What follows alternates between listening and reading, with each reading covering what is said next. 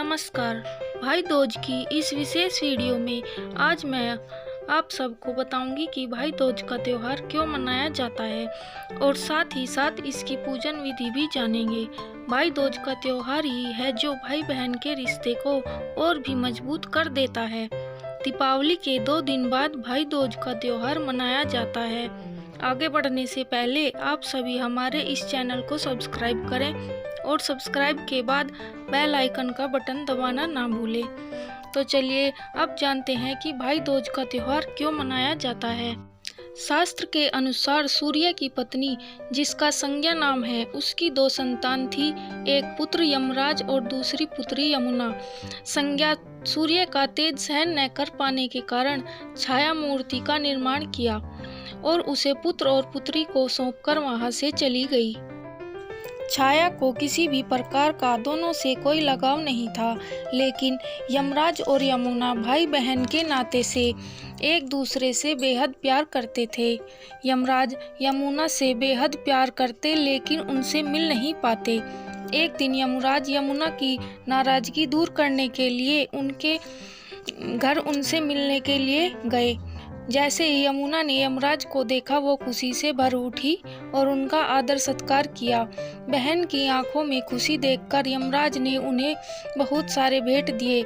जब विदा लेने का वक्त आया तब यमराज ने यमुना से कहा, अपनी एक इच्छा वरदान मांग लो, अवश्य पूरा करूंगा।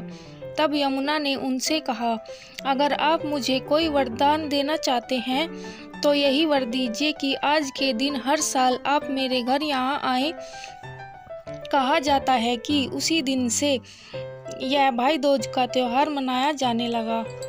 अब मैं आपको बताऊंगी कि भाई दूज की पूजा विधि कैसे की जाती है।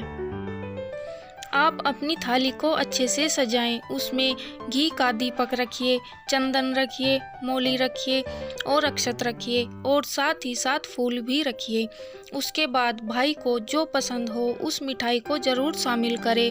भाई के मस्तक पर तिलक लगाकर उसकी आरती उतारें। आरती उतारने के बाद भाई को अपने हाथ से मिठाई खिलाएं। मिठाई खिलाने के बाद भाई के दाहिने हाथ पर मौली बांधे और फिर भाई बहन को कुछ भी उपहार दे सकता है। इस तरह भाई दूज की पूजा विधि समाप्त हुई। अब मैं आपको एक प्यारा सा गीत सुनाऊंगी जो कि भाई बहन के प्यार को और भी मजबूत करता है। भाई दूज।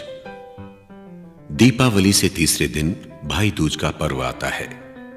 भाई दूज को यम द्वितीया भी कहते हैं। ऋग्वेद के दशम मंडल में यम यमी का संवाद आता है।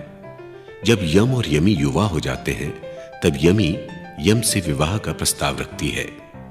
उसके इस प्रस्ताव को अधर्म एवं वितृष्णा मानते हुए यम ने काम रहित प्रेम की व्याख्या की।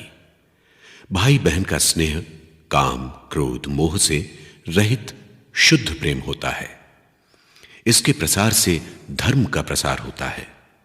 यम ने भाई बहन के विवाह को तो निषिद्ध बताया ही, सगोत्र विवाह भी निषिद्ध बताया। उसी परंपरा का निर्वाह आज भी हो रहा है। भाई बहन इस दिन यमुना में हाथ जोड़कर स्नान करते हैं।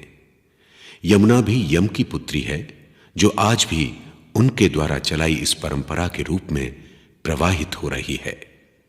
नहाकर बहन भाई के हाथ में पान सुपारी रखकर पूजा करती है। उस दिन ईर्ष्या मत्सर स्पर्धा के प्रतीक रूप में बेरी की डाली को कुचला जाता है। ये महान पर्व मानवता को उदार उच्च भूमि पर स्थापित करके उसे पावन आलोक से अभिमंडित करता है।